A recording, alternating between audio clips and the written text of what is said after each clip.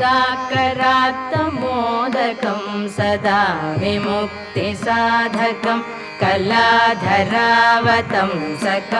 विलासिलोकरक्षकं